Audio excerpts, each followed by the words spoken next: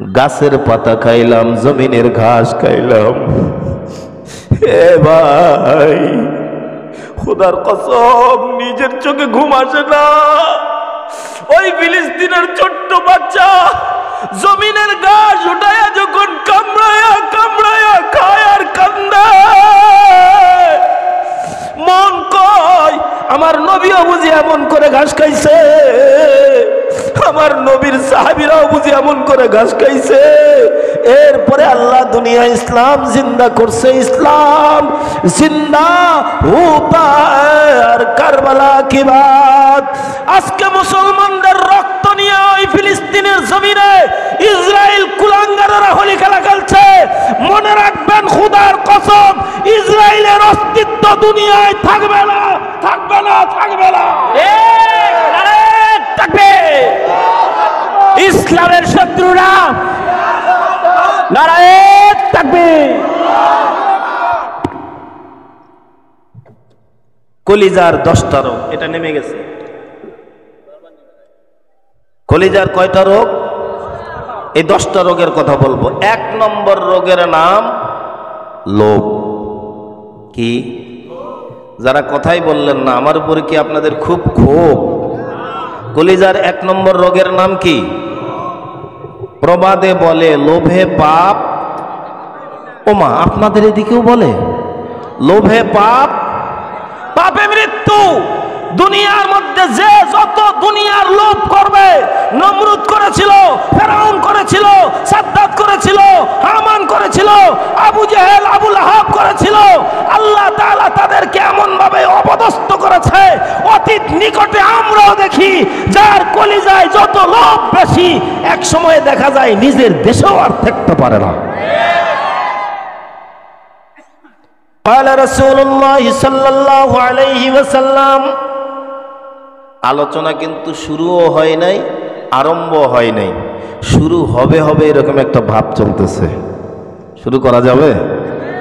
قال رسول الله صلى الله عليه وسلم, حب الدنيا رأس كل خطيئة। আল্লাহর নবী বলেন, দুনিয়ার লোভ সমস্ত পাপের মাথা। বোঝা যায় কথা? দুনিয়ার লোভ মানে টাকার লোভ, সম্পদের লোভ, ক্ষমতার লোভ, নেতৃত্বের লোভ। দেখতেছেন না? কথা কয় না কেন? কথা কয় না কেন? তাহলে লোভে পাপ। লোভে কি? পাপ। পাপে মৃত্যু অবধারিত। আল্লাহ নবী বলেন, দুনিয়ার লোভ সমস্ত পাপের মাথা। কেমনে বুঝায় আমি আমার এই কলিজার কথা? এই আমার দিকে তাকান। আমার দেহে যদি একটা হাত নাও থাকে, তাহলেও কিন্তু আমি বাঁচতে পারবো। কি বলেন, পারবো না? একটা লোকের পা নাই, এরপরেও লোকটা বাঁচে। দেখবেন হাতও নাই, পাও নাই, এরপরেও লোকটা বাঁচে। মুখ আছে, কথা নাই বোবা, এরপরেও লোকটা বাঁচে। কান আছে, শোনে না, ঠসা, এরপরেও লোকটা বাঁচে। চোখ আছে, দেখে না, আন্ধা, এরপরেও লোকটা বাঁচে। কিন্তু যেই লোকটার মাথাই নাই, ও কি আর বাঁচবে? আরো ধীরে বলেন, বাঁচবে? আচ্ছা বলেন তো, দুনিয়া বানাইছেন কে? এই দুনিয়ায় আমাদেরকে পাঠাইছেন কে? অথচ তার প্যারা রাসূল বলেন, হুব্বুদ দুনিয়া রাসু কুল্লি খাতিয়া। দুনিয়ার লোভ সমস্ত পাপের মাথা। আপনারাই বুঝান তো আমারে একটা কথা, দুনিয়া ছাড়া কি আমরা চলতে পারবো? আরো ধীরে বলেন, পারবো? তাহলে দুটা বিপরীতমুখী কথা হয়ে গেল, যে দুনিয়ার লোভ সমস্ত পাপের মাথা, আবার দুনিয়াতে আমাদেরকে আল্লাহ পাঠাইছেন, দুনিয়া ছাড়া আমরা চলতে পারবো? আল্লাহ তাআলা সমাধান নিজেই দিয়েছেন। ডাক দিয়া বলেন, এ বান্দা, কপালের নিচে 2টা চোখ থাকার পরেও কেন হয়ে থাকবি আন্ধা?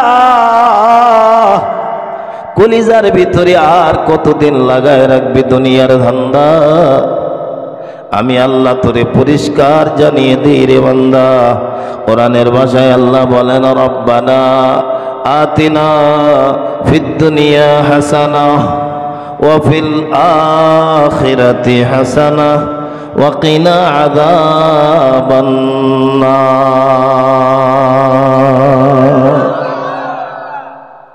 বান্দা ডাক দিয়া বলবেন, আল্লাহ দুনিয়াতে আমার জন্য যা কিছু কল্যাণ করতা আমারে দাও, আখিরাতে যা কিছু কল্যাণ করতা আমারে দাও, ভয়ঙ্কর জাহান্নাম থেকে আমারে বাঁচাও।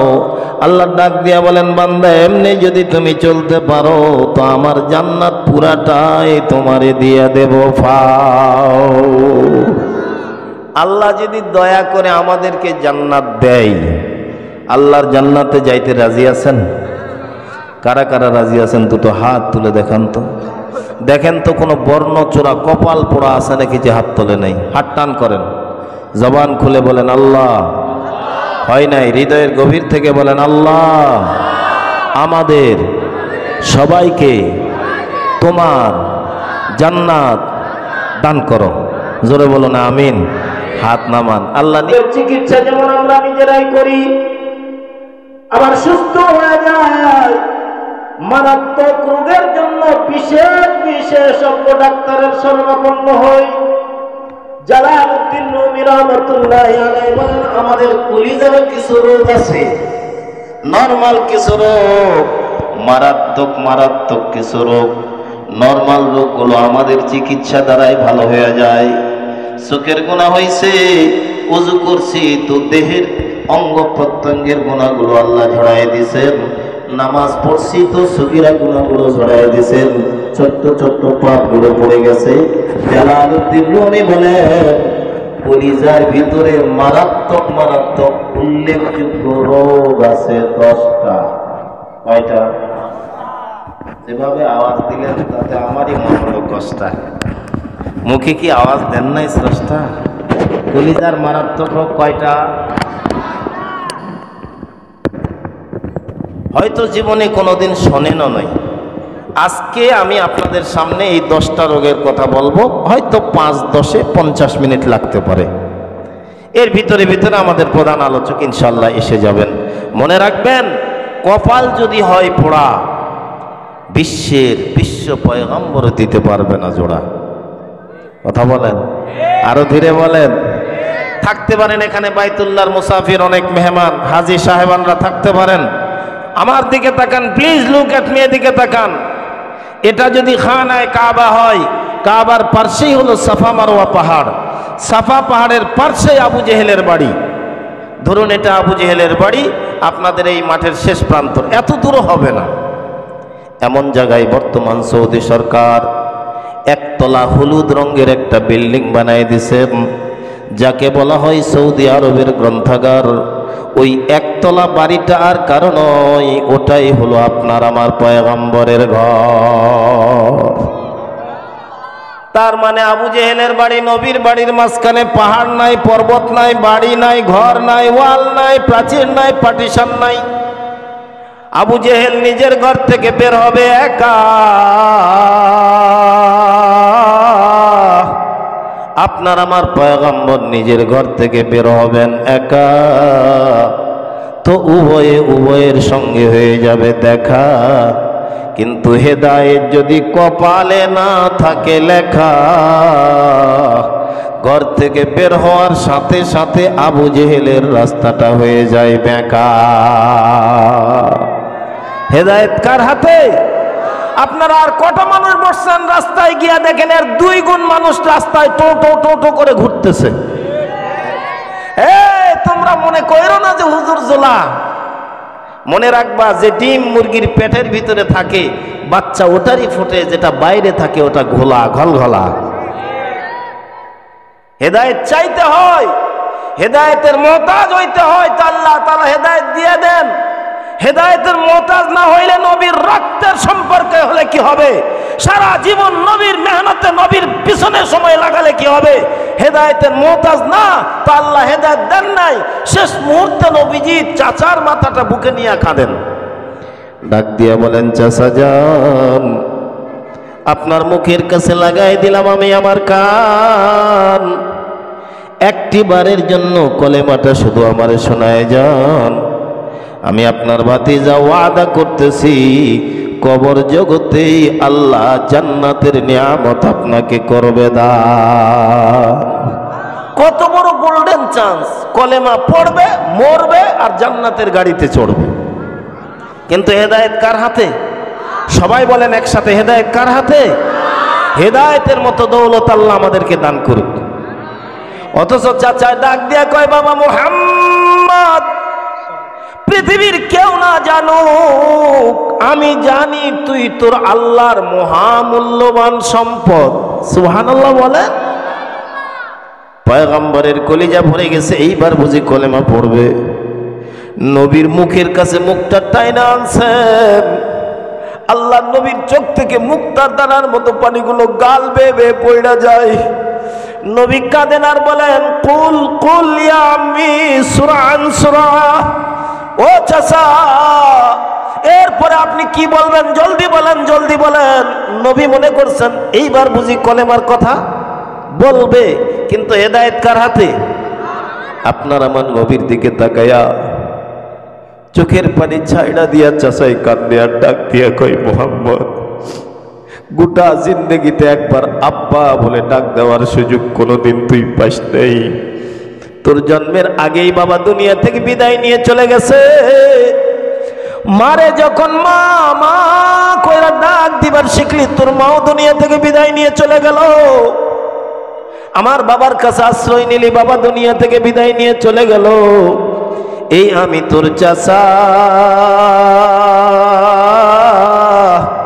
তোর ভালোবাসায় মেলে ধরলাম আমার হৃদয়ের খাঁচা। পয়গম্বর কাঁদেন আর ডাক দিয়া বলেন, আপনি সত্য বলেছেন চাচা। আল্লাহর নবীরে ডাক দিয়া বলেন, যেই সময় তাওহীদ আর রিসালাতের দাওয়াত দিলি, দীর্ঘ 3টা বছর মক্কার জালিমেরা আমার পাহাড়ের গুহায় 3টা বছর জেলখানায় বন্দি করে রাখলো। তোর মায়ায়, প্রেম, ভালোবাসায় আমি নিজে স্বেচ্ছায় তোর সঙ্গে কারাবরণ করলাম। আল্লাহু আকবার। গাছের পাতা খাইলাম, জমিনের ঘাস খাইলাম। হে ভাই, খোদার কসম, নিজের চোখে ঘুম আসে না। ওই ফিলিস্তিনের ছোট্ট বাচ্চা জমিনের ঘাস উঠায়া যখন কামড়ায়া কামড়ায়া খায় আর কান্দে, মন কয় আমার নবীও বুঝি এমন করে ঘাস খাইছে, আমার নবীর সাহাবীরাও বুঝি এমন করে ঘাস খাইছে। এরপরে আল্লাহ দুনিয়া ইসলাম জিন্দা করছে। ইসলাম জিন্দা হোতা আর কারবালা কি বাত। আজকে মুসলমানদের রক্ত নিয়ে ওই ফিলিস্তিনের জমিনে ইসরায়েল কুলাঙ্গারেরা হোলি খেলা খেলছে। মনে রাখবেন, খোদার কসম, ইসরায়েলের অস্তিত্ব দুনিয়ায় থাকবে না, থাকবে না, থাকবে না। থাকবে ইসলামের শত্রুরা, নারায়ে তাকবীর। কলিজার 10টা রোগ, এটা নেমে গেছে। কলিজার কয়টা রোগ? এই 10টা রোগের কথা বলবো। 1 নম্বর রোগের নাম লোভ। কি? যারা কথাই বললেন না, আমার উপরে কি আপনাদের খুব ক্ষোভ? কলিজার 1 নম্বর রোগের নাম কি? প্রবাদে বলে, লোভে পাপ। ওমা, আপনাদের এদিকেও বলে লোভে পাপ, পাপে মৃত্যু। দুনিয়ার মধ্যে যে যত দুনিয়ার লোভ করবে, নমরুদ করেছিল, ফেরাউন করেছিল, সাদ্দাত করেছিল, হামান করেছিল, আবু জেহেল, আবু লাহাব করেছিল। আল্লাহ তাআলা তাদেরকে এমন ভাবে অপদস্থ করেছে, অতীত নিকটে আমরাও দেখি, যার কলিজায় যত লোভ বেশি, এক সময় দেখা যায় নিজের দেশেও আর থাকতে পারে না। قال رسول الله صلى الله عليه وسلم। আলোচনা কিন্তু শুরুও হয় নাই, আরম্ভ হয় নাই, শুরু হবে হবে এরকম একটা ভাব চলতেছে। শুরু করা যাবে? قال رسول الله صلى الله عليه وسلم حب الدنيا رأس كل خطيئة। আল্লাহর নবী বলেন, দুনিয়ার লোভ সমস্ত পাপের মাথা। বোঝা যায় কথা? দুনিয়ার লোভ মানে টাকার লোভ, সম্পদের লোভ, ক্ষমতার লোভ, নেতৃত্বের লোভ। দেখতেছেন না? কথা কয় না কেন? কথা কয় না কেন? তাহলে লোভে পাপ। লোভে কি? পাপ। পাপে মৃত্যু অবধারিত। আল্লাহ নবী বলেন দুনিয়ার লোভ সমস্ত পাপের মাথা। কেমনে বুঝায় আমি আমার এই কলিজার কথা? এই আমার দিকে তাকান। আমার দেহে যদি একটা হাত নাও থাকে তাহলেও কিন্তু আমি বাঁচতে পারবো। কি বলেন? পারবো না? একটা লোকের পা নাই, এরপরেও লোকটা বাঁচে। দেখবেন হাতও নাই, পাও নাই, এরপরেও লোকটা বাঁচে। মুখ আছে, কথা নাই বোবা, এরপরেও লোকটা বাঁচে। কান আছে, শোনে না ঠসা, এরপরেও লোকটা বাঁচে। চোখ আছে, দেখে না, আন্ধা, এরপরেও লোকটা বাঁচে। কিন্তু যেই লোকটার মাথাই নাই ও কি আর বাঁচবে?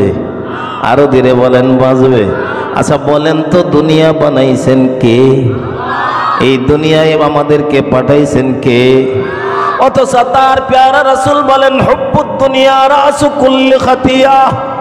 দুনিয়ার লোভ সমস্ত পাপের মাথা। আপনারাই বুঝান তো আমারে একটা কথা, দুনিয়া ছাড়া কি আমরা চলতে পারবো? আরো ধীরে বলেন, পারবো? তাহলে দুটা বিপরীতমুখী কথা হয়ে গেল, যে দুনিয়ার লোভ সমস্ত পাপের মাথা, আবার দুনিয়াতে আমাদেরকে আল্লাহ পাঠাইছেন, দুনিয়া ছাড়া আমরা চলতে পারবো? আল্লাহ তাআলা সমাধান নিজেই দিয়েছেন। ডাক দিয়া বলেন, এ বান্দা, কপালের নিচে দুইটা চোখ থাকার পরেও কেন হয়ে থাকবি আন্ধা?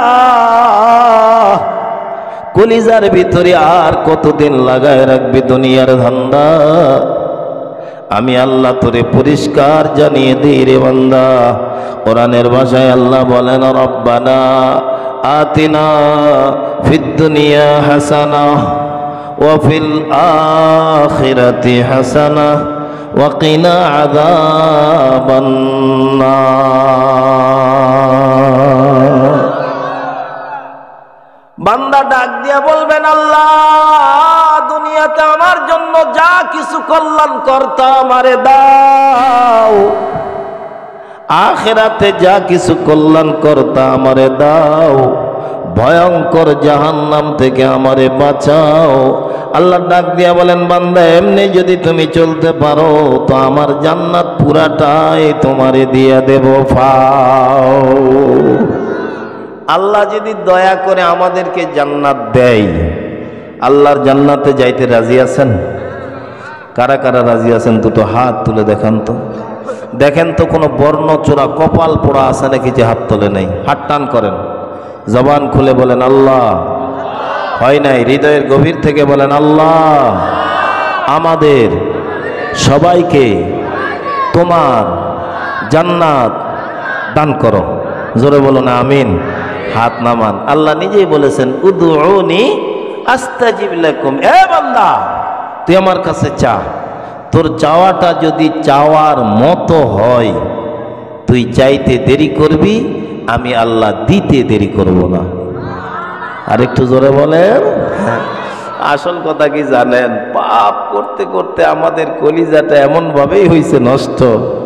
এখন আল্লাহর পবিত্রতার ঘোষণা দিতে বললেও লাগে প্রচন্ড রকমের কষ্ট। কথা একদম স্পষ্ট। এখনই যদি বলা হয় যুবক গাও তো দেখি গান, তো দেখবেন মারবে একটা কষা টান।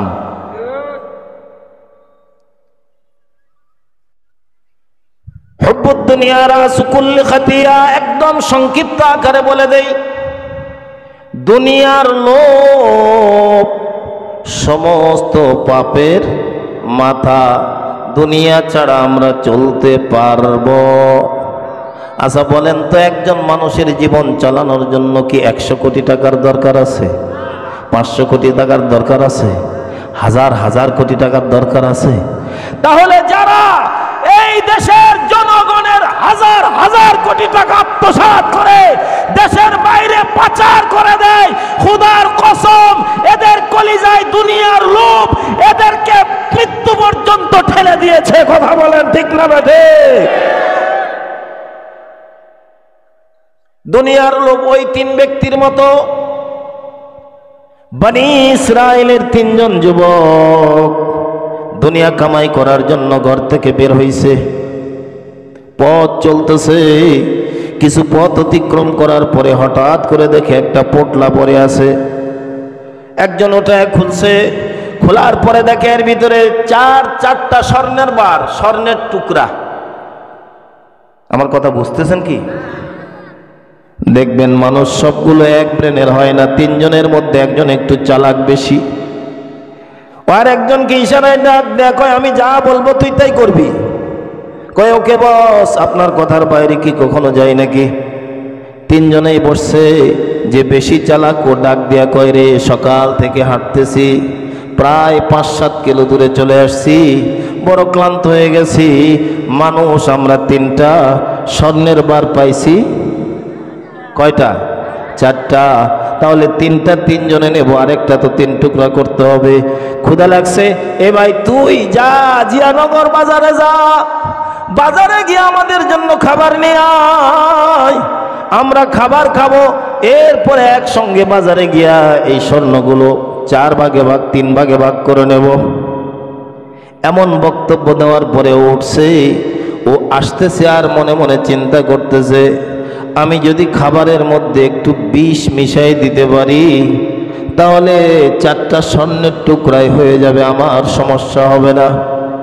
এখন সঙ্গে যারে গুঁতো মারছিল ডাক দিয়া কয়, আমরা তো বাজারে গিয়া খায়াই তো স্বর্ণ ভাগ করে নিয়ে যেতে পারতাম।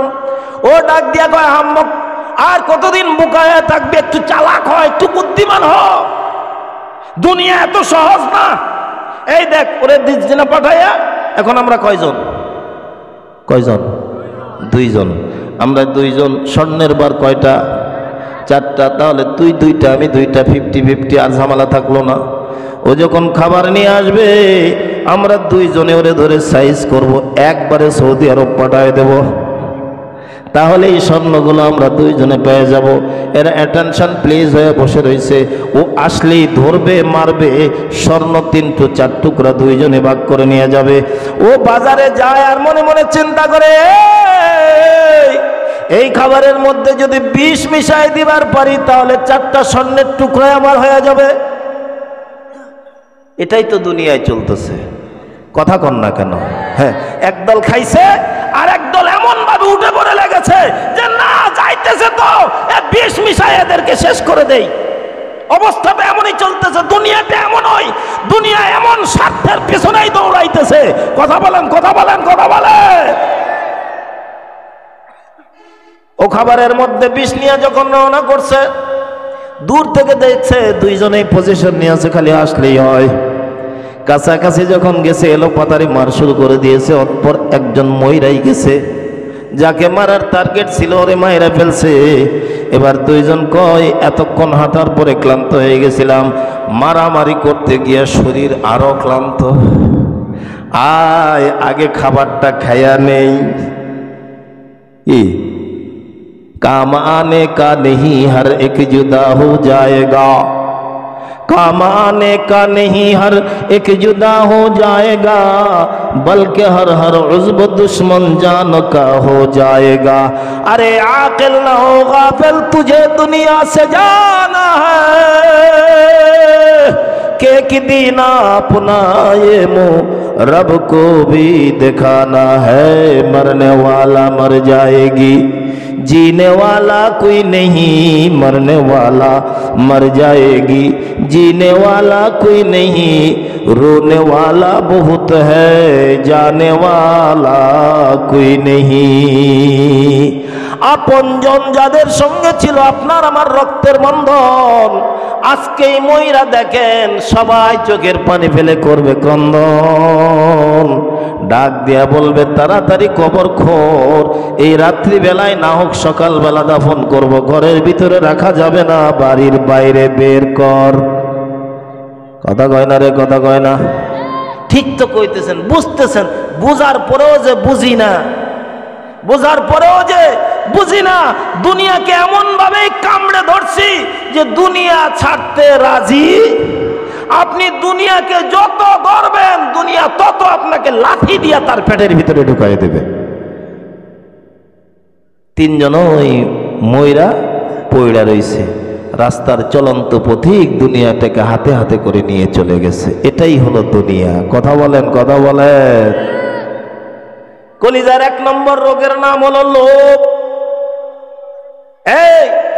এই রোগে আমিও রোগী, এই রোগে আমিও ভুক্তভোগী। তবে জালালউদ্দিন রুমি রহমাতুল্লাহ আলাইহি বলেন, এই রোগগুলো যদি দিল থেকে দূর করে দিতে পারি তো আপনার আমার ঘরটাও হবে জান্নাতের বাড়ি। সুবহানাল্লাহ বলেন। ঘরের ভিতরে তাকায় দেখেন লোভের কারণে শান্তি নাই, পরিবারে শান্তি নাই, সমাজে শান্তি নাই, ইউনিয়নে শান্তি নাই, উপজেলায় শান্তি নাই, জেলায় শান্তি নাই, বিভাগে শান্তি নাই, দেশে শান্তি নাই। অশান্তির আগুন গোটা বিশ্বে দাউ দাউ করে জ্বলতেছে। আজকে ইসরায়েল বলতেছে লোভের কারণে যে ফিলিস্তিনের আমি নেবো, গাজারে আমি নেবো, আমেরিকা বলতেছে আমি নেবো। পৃথিবীর সমস্ত লোভীরা একত্রিত হয়ে গোটা দুনিয়ার 200 কোটি মুসলমানের কলিজায় আগুন জ্বালায় দিছে।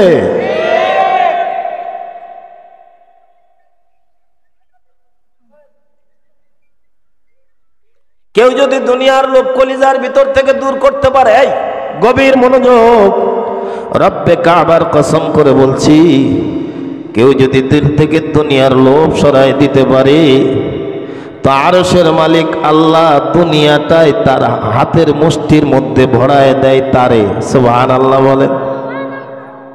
একটা কথা বলে আমি আমার মূল আলোচনায় যাব। হযরত ওমর নামটা শুনছেন? যেভাবে বললেন যে মনে হয় আপনারা চেনেনই না। খলিফাতুল মুসলিমিন হযরতে ওমর।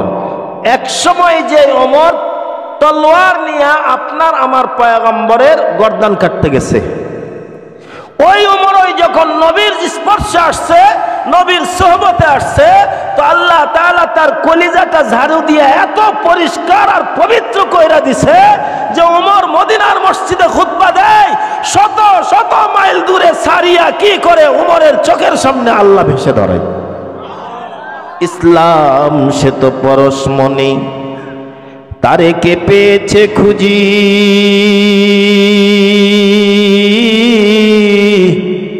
পরশে তাহার শোনা হলো যারা, তাদের এই মোরা বুঝি। বলেছেন হযরত রাসূল আকরাম শেষে পয়গম্বর, আমার পরে নবী হতো যদি কেউ, ঠিক হতোই সে ওমর। অর্ধ পৃথিবী শাসন করেছেন যিনি দুলার তখতে বসি, খেজুর পাতার প্রাসাদ তার, বারে বারে গেছে খুশি। আল্লাহু আকবার।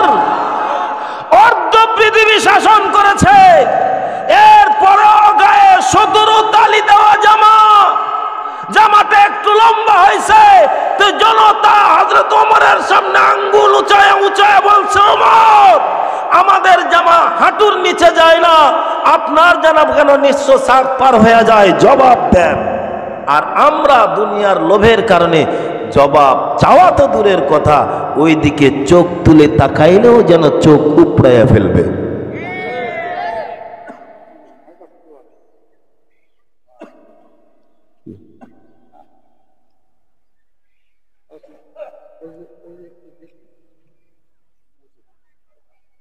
হুজুর আসুক, আসুক, সমস্যা নাই। হুজুরও আমি আর কি, হুজুর যেটা করবে আলহামদুলিল্লাহ। আবার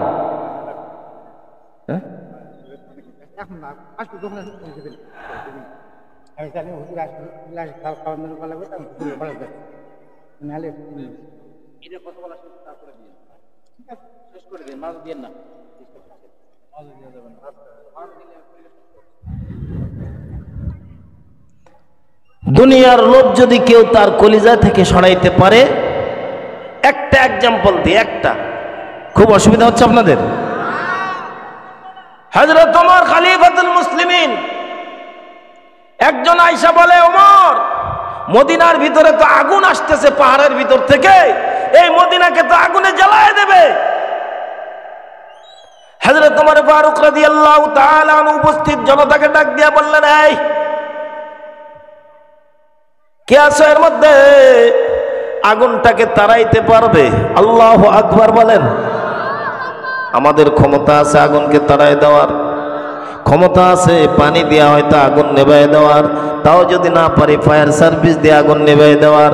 রব্বে কাবার কসম করে বলে যায়, বান্দা যখন আল্লাহর হয়ে যায়, আরশের মালিক আল্লাহ তাআলা ওই বান্দার পক্ষে হয়ে যায়। ময়দান থেকে হযরত ওমর নওজোয়ান এক যুবককে ডাক দিয়া বললেন, ইয়া তামিমি দারি কুম, এই তামিমে দারি যুবক দাঁড়াও। যুবক দাঁড়ায় গেছেন। হযরত ওমর ডাক দিয়া বলেন, ওই আগুন যেন মদিনার ভিতরে না আসে, আগুনকে তাড়ায়া যেখান থেকে আসছিল সেখানে ঢুকায় দাও।